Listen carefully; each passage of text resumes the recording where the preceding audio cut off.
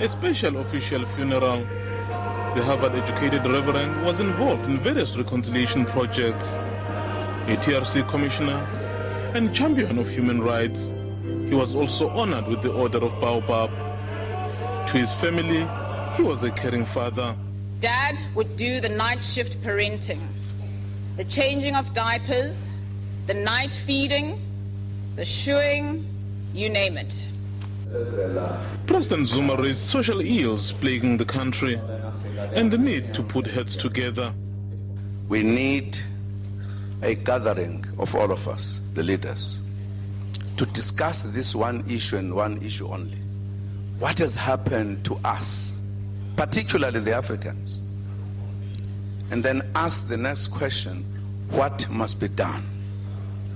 We need to work together and address this issue. Crime in South Africa is said to be leading in every other respect. Even the men of the cloth are seeking answers. When a grown-up man can rape a baby, what has happened to us?